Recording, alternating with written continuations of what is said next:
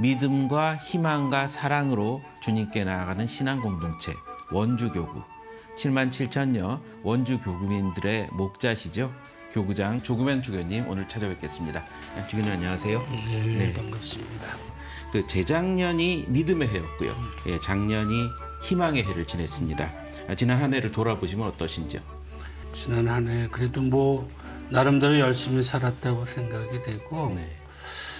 그다음에 이제 중요한 거는 우리 신자들이 이제 가장 기본에 충실해야 되겠다. 그래서 내가 첫 해는 믿음의 해, 그다음에는 희망의 해, 또 새해는 사랑의 이거를 해야 되겠다. 이렇게 마음 먹고 지금 진행 중에 있어요. 네. 그 가장 기억에 남는 행사가 있었다면 어떠십니까? 풍수원 성체대회도 있고 또 이번에는 뭐 130주년 그 풍수원 성당 네. 그 행사도 있고 그랬지만은 이번에 가장 기억에 남는 거는 나는 그래도 이제 기도학교 같아요. 왜냐하면 우리 기도학교를 짓기 위해서 우리 신자들에게 이제 모금을 부탁을 했는데 그게 140억을 7만 7천 명이 이제 140억을 하기로 해는 엄청 그렇잖아. 예. 그런데 지난 10월 말에 벌써 139억 5천 이렇게 그 실립이 됐어. 그래서 사람들이 이제 기적이라고 그러는데 정말 우리 신자들이 또 신부님들이 이렇게 기도학교에 대해서 이렇게 성원을 해주는 이런 걸 보면서 야 정말 이게 성모님이 도와주시는구나 이런 생각을 해서 이건 뭐 그렇게 되리라고는 생각을 뭐 보통은 뭐 80% 뭐 이렇게 얘기를 하는데 벌써 아직 그 기간이 다 안 끝나는데도 이렇게 많이 잘 이렇게 협조를 해주고 있는 게 아주 굉장히 인상적인 것 같아요.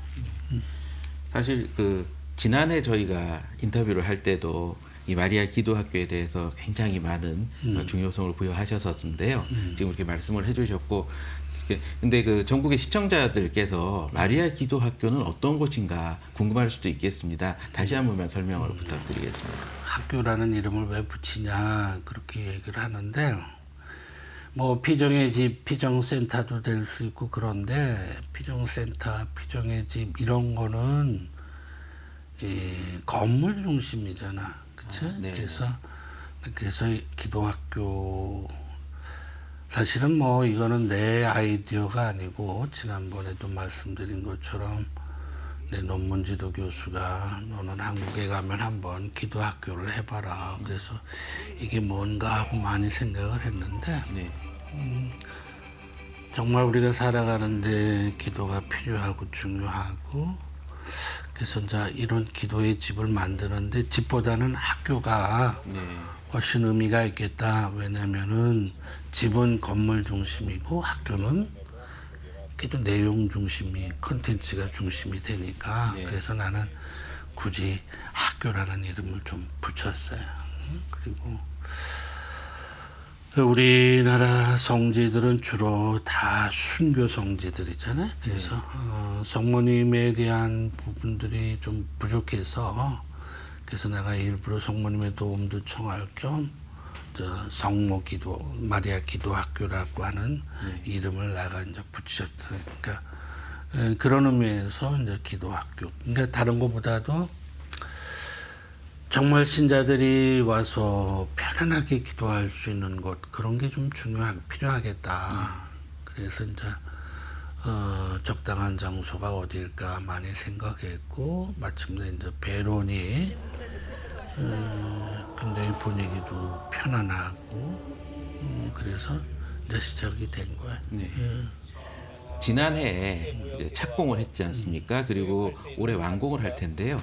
올해 계획이 어떻게 진행되겠습니까? 뭐 공사라는 건 다 잘 뭐 이렇게 우리가 생각처럼 예상대로 되는 건 아닌 것 같고 늦어도 아마 하여간 올해 안으로 완공되지 않을까 그렇게 생각하고 있어요. 네. 그 많은 일들은 이제 뒤로 하고 이제 새해가 밝았습니다. 올해 교구 3목 방향이 지난해는 그 희망의 해였는데 올해는 사랑의 해더라고요. 그렇게 정하셨는데 왜 특별히 사랑의 해로 정하셨는지 말씀을 부탁드립니다. 특별히 사랑의 해를 정한 건 아니고 네. 우리 교회의 가장 그 하느님 그러니까 신앙에 있어서 핵심 중에 하느님을 대하는 태도 세 가지가 믿음과 희망과 사랑인데 그 신망의 삼덕이죠. 이거를 이제 우리 대신덕 하느님께 대한 우리 인간의 가장 기본 자세라고 그러는데 우리 신자들에게 이제 그런 기본 삼덕을 이제 가르쳐 주기 위해서 그 순서대로 신앙의 해, 희망의 해, 이제 사랑의 해가 된 거지 특별히 뭐 사랑의 해가 돼서 그런 건 아닌 것 같고 네. 네, 그렇게 그 새 3목 교서 중에서 특히 가정의 중요성을 많이 강조를 하셨습니다. 네. 우리 사회 그러면 이제 언제부턴가 그 위기의 가정이라는 말이 굉장히 많이 나오고 있지 않습니까? 네. 그만큼 어떻게 생각해 보면 가정을 지키기 위해서 교회가 할 일이 더 많아졌다 이렇게도 이해할 수 있겠죠.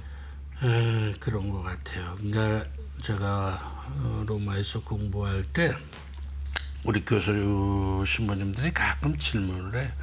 한국 교회의 특성이 뭐냐? 그러면 아주 황당해. 우리 한국 교회는 로마 교회의 모든 그 라틴어, 이태리어 말을 그대로 번역해서 미사 경문도 하고 그걸 그대로 번역한 건데 한국 교회의 특징이 뭘까 이런 생각을 많이 했어요. 근데 그러다가 나는 한국 교회의 특징은 가정 중심이구나 이런 생각을 했어요. 그때만 해도 우리는 한국 유교사의 가정이 중심에서 여러분들 뭐 이제 설날 명절이라든가 추석 한가위라든가 뭐 그 차가 밀리는데도 가족들을 만나기 위해서 가는 그런 어떤 풍경들을 보면서 한국은 가정이 참 중심이다. 근데 어느 순간부터 이 가정이 다 깨졌잖아요. 핵가족이 되고 핵가족이 됐을 뿐만 아니라 지금 뭐 이혼율도 뭐 OECD 국가에서 가장 높고 뭐 지금 다 이게 망가졌어. 그래서 이 가정을 회복해야 되는 문제가 정말 시급하구나. 왜냐하면 가정을 이렇게 강조하는 건 저뿐만이 아니고 벌써 지금 이번에 그 세계 주교 대의원회가 청소년 문제를 했지만 청소년 문제에 앞서서 가정에 대해서 2차례 예비 모임도 하고 또 본 총회도 하고 네. 교황님도 가정이 그만큼 중요하다고 생각했는데 저도 거기에는 공감을 해요. 그러니까 그런 거예요. 우리 본당 공동체가 우리 교구 공동체가 행복한 교구 공동체다라고 이야기하려고 하면 그 기준이 뭘까? 그 기준은 다른 거 아니에요. 우리 교구 안에 소속되어 있는 그 가정 공동체들이 얼마만큼 행복한가, 행복한 가정이 많은가, 그 기준이 교구의 행복한 교구, 행복한 본당을 얘기해 주는 거다. 그걸 어떻게 측정하느냐, 그거는 우리가 다른 문제라고 치더라도 분명한 거는 그 본당에 소속되어 있는 행복한 가정이 많으면 많을수록 그 본당은 행복한 본당 공동체다 이거거든요. 청소년 문제도 마찬가지예요. 저는 그 가정이 정말 행복한 가정, 엄마 아버지가 사랑하는 그 가정은 아이들이 일탈을 하더라도 다시 돌아오게 돼 있어요. 물론 사춘기 때문에 신체적인 변화 때문에 어떤 일탈을 꿈꾸는 청소년들의 어떤 저기가 있지만 그러나 분명히 아버지 어머니가 서로 사랑하는 그 가정은 아이들이 다 반드시 돌아오게 돼 있어요. 그러니까 모든 사회 문제는 가정이 이게 평안하지 못한 데에서 불균형, 거기에 뭐 이혼, 여러 가지 상처 여기서부터 비롯되는 거지. 거기가 되면 저는 사회도 청소년 문제도 사실은 다 해결된다고 생각해요. 그래서 이 가정이 가장 중요하다. 근데 가정이 중요한데 이 중요한 가정을 위해서 요즘에 결혼하는 사람들의 모습을 보면 결혼식만 준비하지 결혼 준비하는 데는 없어요. 결혼식만 예. 준비하잖아. 예. 응? 예식장 어디고 뭐 턱시도 어디서 빌리고 뷔페는 어디서 하고 네. 그거 중요한 거 아니거든요. 예. 장소 어디 중요한 거 아니거든요. 몇백만 원, 몇천만 원 호텔 중요한 거 아니거든요. 더 중요한 거는 두 사람이 앞으로 어떻게 얼마만큼 사랑하면서 이거 중요한데 이거 가르쳐주지 않잖아요. 네. 교회가 가르쳐줘요? 교회 가르쳐주는데 교회법만 가르쳐주잖아요. 이혼할 수 없다는 거. 그래서 무슨 혼배 가르쳐주고 그래도 정 뭐 이혼하게 되면 법원 전화번호 가르쳐주고 이거는 이혼이 아니라 원천 무효다 뭐 이런 걸 가르쳐줘요. 예. 아니잖아요. 그게 아니라 정말 두 사람이 서로 행복하게 살아가기 위해서 무엇이 필요한가. 그래도 다행히 그 교회 안에서 메리지 엔카운터라든가 아버지 학교라든가 어머니 학교라든가 이런 기관들이 나름대로 그래도 아버지가 그냥 자녀를 낳으면 아버지가 되는 게 아니고 아버지로서 어떤 역할을 해야 되는 건지 어머니로서 어떻게 해야 되는 건지 부부가 사랑하기 위해서는 무엇이 필요한지 대성기공 대화도 필요하고 기도도 필요하고 섹스도 필요하고 다른 공동체도 필요 이런 걸 가르쳐주고 구체적으로 이런 거를 실행하지 않으면 네. 두 사람이 만나서 자동적으로 사랑하고 이러는 건 아니잖아요. 그래서 행복한 그 가정 공동체를 위해서 우리 교회가 거기서부터 시작하면 자연적으로 행복한 본당 공동체가 되고 자연스럽게 행복한 교우 공동체가 된다. 저는 가정이 가장 관건이고 가장 그 작은 교회로서 가정교회라는 말도 뭐 교황님도 사용하고 교회도 많이 사용하는데 그건 맞는 말이에요. 거기서부터 시작해야 되고 그래서 교회가 이 지금 무너지는 이 한국 사회의 가정을 다시 회복시켜야 돼요. 이거를 회복시키지 않으면 저는 미래는 없지 않나 이런 생각이 좀 들어요. 특별히 그러면 우리 가정 공동체를 지키기 위해서 원주 교구에서 특별히 계획하고 있는 부분이 있으신가요? 그래서 이제 우리 오랫동안 가정사목부가 없었는데 네. 이제 가정사목부 새로 하고 저는 기회가 있을 때마다 모든 부부들에게 하여간 메리지 엔카운터를 다녀오든가 아버지 학교, 어머니 학교를 좀 강조하고 있고 나름대로 아주 그분들이 아주 열성적으로 좀 하고 있어요. 그래서 조금 전에 말씀하시면서 세계 주교 시노드 얘기를 해주셨습니다. 지난해 10월에 바티칸에서 이제 개최가 됐는데요. 저희가 그 해외 영상 들어오는 거 보면서 주교님께서 거기 계신 거 많이 봤습니다. 그 우리 교회 주교님들 대표 중 한 분으로 이렇게 참석을 하셨는데요. 그 현장에서 함께 하셨던 얘기를 좀 듣고 싶습니다.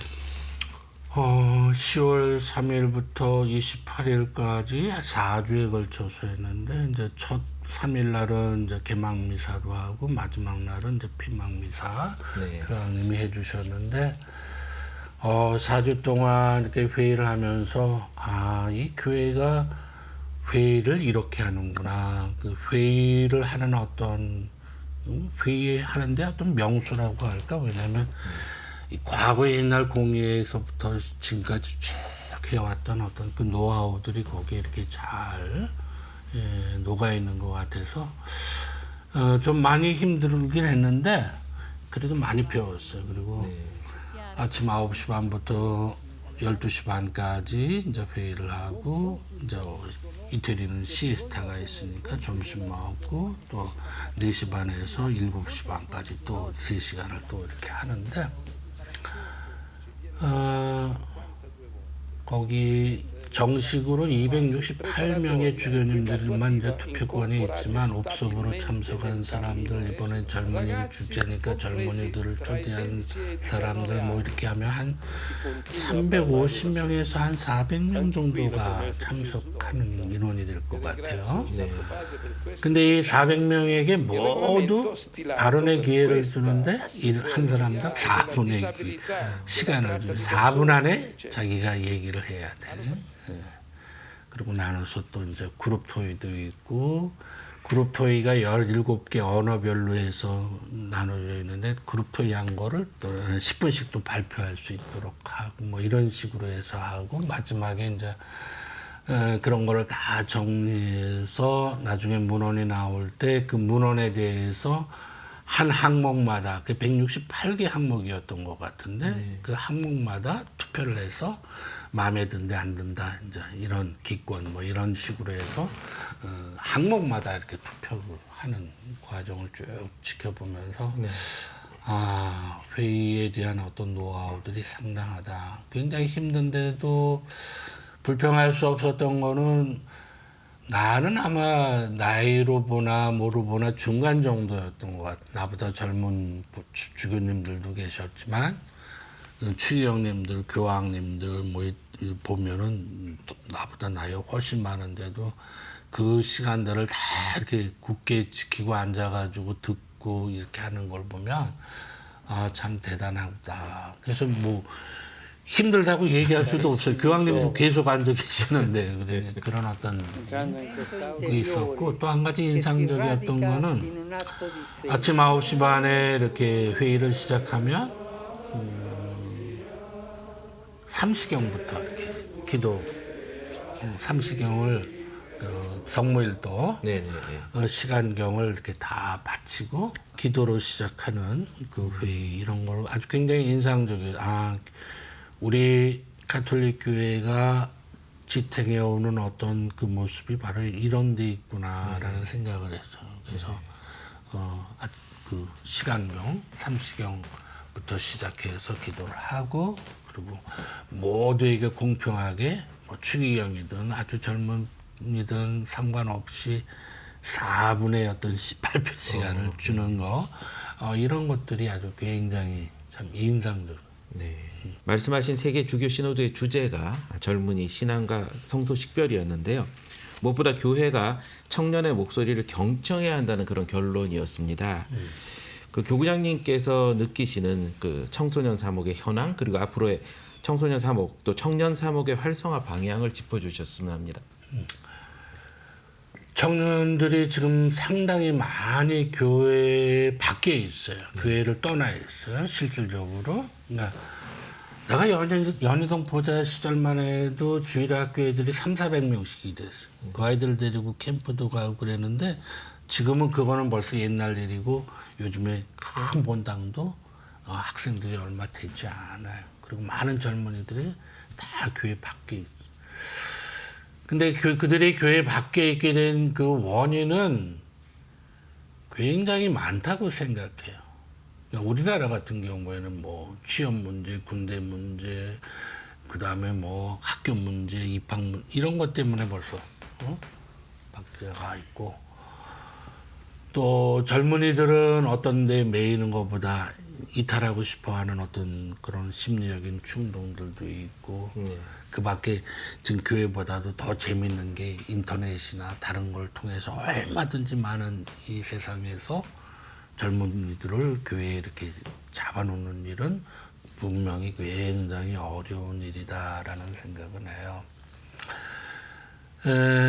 그래서 뭐 이번 시노드에서 주교님들이 이제 뭐 세계 곳곳에 젊은이들의 어떤 상황들을 쭉 이렇게 얘기 들어보면 굉장히 다양하죠. 다 다르고 어려워, 그렇죠? 뭐 취업 문제는 다 거의 비슷하고, 그다음에 입학 문제도 비슷하지만 우리는 이제 군대 문제도 있잖아요. 이런 어떤 어려움. 또 다른 나라는 이민 문제, 잘 살지 못하기 때문에 다른 나라로 이주하고 똑똑하고 젊은이들이 이주하죠. 다 이민을 가죠. 거기서 대접을 잘 못 받고 불평등한 어떤 이런 모든 굉장히 복잡한 그 원인들이 분명히 있는데 그런 걸 떠나서 우선 교회가 젊은이들에 대해서 그만큼 관심 가져주지 못한 부분 분명히 있고 그다음에 그들의 이야기를 잘 경청하지 않은 부분은 있죠. 그러니까 이제 그 부분을 반성한 거죠. 우리가 젊은이들의 이야기를 잘 들어주자. 그래서 뭐 이태리 말로 아스콜타레 들어주는 일. 그다음에 아콜리엔자 이렇게 받아주는 일. 응? 그다음에 이제 악분빵야라고 그래가지고 이 함께 동행해 주는 일, 함께 간다. 함께 하는 일, 이게 이제 중요한 거다 이런 이야기를 하죠. 그래서 근데 저는 이번에 처음에 그 문헌 그 자료집에 그 복음을 인용했었어요. 나중에는 새 문헌에는 그게 없어졌지만 그 두 아들을 둔 아버지, 둘째 아들이 돌아올 때 둘째 아들을 반갑게 맞이해주는 그 자비로운 아버지. 이게 이제 교회를 떠나서 다시 돌아오는 그 젊은이들을 그렇게 자비롭게 우리가 맞아줄 수 있는 교회가 돼야 된다라고 하는 어떤 의미에서 이제 그거를 이렇게 그 복음을 네. 인용했는데 저는 그 복음을 이렇게 묵상하면서 좀 의문나는 점이 있었어요. 거기도 보면 하나들은 자기 재산을 가지고 집을 떠났고 네. 하나들은 집에 남았어요. 이 아들이 다 자기 재산을 다 이제 잃어버리고는 이제 배가 고파서 다시 집으로 돌아왔다. 그걸 맞아주었다. 이제 이런 이야기인데 왜 아버지는 그 아들이 떠날 때 떠나지 않도록 설득하지 못했을까? 큰아들한테는 분명히 뭐 동생이 돌아왔으니까 이거는 다 네 재산이니까 막 설득하는 장면이 있어요. 근데 둘째 아들이 떠날 때 그 설득했다는 얘기가 없고 또 한 가지는 왜 아버지는 그 아들이 돼지가 먹는 음식을 먹는 그런 험한 삶을 사는데 찾아가지 않았을까? 왜 기다리기만 했을까? 이것이 저는 이렇게 좀 묵상을 많이 하게 만들었어요. 그러니까 지금도 교회에는 큰아들처럼 교회를 안 떠나고 있는 젊은이들이 있어요. 그리고 상당히 많은 젊은이들이 떠났어요. 그러니까 아마 아버지가 둘째 아들에게도 설득했을 텐데 아무리 설득해도 그 아이들 듣지 않을 때가 있다. 그렇죠? 네. 아버지가 왜 안 찾아갔을까? 그리고 기다리는. 근데 우리에게는 가끔 이렇게 기다려야 되는 때도 있는 거구나. 우리가 아무것도 할 수 없을 때가 있겠구나. 응? 그 아버지가 아들을 기다릴 때 그 기다리는 마음이 어땠을까? 그렇죠? 늘 날마다. 그러니까 아들이 돌아오는 걸 먼저 발견한 게 아버지예요. 그렇죠? 네. 그래서 우리 교회가 이 복음에 나오는 비유에서처럼 교회를 떠난 젊은이들을 정말 애정을 가지고 그 함께 아파하는 마음으로 이렇게 기다려야 되는 어떤 모습도 한때 우리가 가져야 되는 게 아닌가. 교회 안에 있는 큰아들, 그 아들도 사실은 뭐 큰 자기 아버지를 위한 마음으로 이렇게 있었던 건 아니잖아요. 그렇죠? 거기서 보면 큰 뭐 떠난 그 아들이나 여긴 머물렀던 아들이나 뭐 큰 차이가 없었던 어떤 부분들을 이렇게 보면서 자녀들이란 또 젊은이들이란 그럴 수밖에 없을 때가 있는 거고 그럼에도 불구하고 하느님은 또 하느님을 닮아야 하는 교회는 그럼에도 불구하고 이렇게 자비로운 아버지의 모습으로 설득도 하고 기다리기도 하고 이래야 되는 게 아닌가 이런 생각을 좀 했고 이번에 많은 주교님들은 이제 그래도 찾아가는 사목을 해야 되지 않느냐. 그 중에 하나가 이제 대학이죠. 네. 대학 같은데 교회 밖에 있는 많은 젊은이들을 그래도 만날 수 있고 하니까 대학이나 뭐 이런 어떤 장소 뭐 서울교구 같으면 막 직장 사목도 될 거예요, 그렇죠? 그런 데 가서 교회 밖에 있는 젊은이들의 말을 좀 들어보고 설득도 하고 먼저 이래야 되지 않나. 그래서 저도 이제 대학 사목을 좀 이렇게 본격적으로 예. 찾아가는 사목을 위해서 이렇게 좀 해야 되지 않나. 근데 우리가 보통 젊은 신부들을 이제 대학 젊은이들 청소년 뭐 이렇게 보좌들이 주일학교 이렇게 하다 보니까 사람들이 항상 그렇게 생각을 해. 주일학교를 담당하는 보좌 신부들은 주일 학생에게만 초점을 맞추는데 네. 뭐 초점을 맞출 필요가 있는데 대상은 그 사람들만이 아니라 그 주일 학생들을 에워싸고 있는 그 자모들, 부모들 이런 거를 함께 하지 않으면 안 된다. 대학생들이 초점이지만 대학생들만이 아니라 그 학교의 교수들, 신자 교수들, 신자 직원들 이런 것을 함께 우리가 함께 연대하고 함께 그렇게 해야지만 이 젊은이들을 우리가 다시 교회에 받아들이고 그 청년 사목을 하는데 네. 예? 좀 힘을 받을 수 있겠다 이런 생각을 좀. 네, 이제 나라 전체로 얘기를 돌려보겠습니다. 그 작년에 의해서 새해도 그 한반도 평화 비핵화 이슈가 계속될 전망입니다. 그 사실 남북 문제에 있어서는 여러 의견이 엇갈리고 있지 않습니까? 네. 한반도 평화를 이뤄가는 과정 속에서 우리 그 교구민들이 어떤 시선으로 그 과정을 바라봐야 할까요? 나는 각자가 이렇게 자기 위치에서 자기 할 일에 대해서 이렇게 충실했으면 좋겠어요. 응?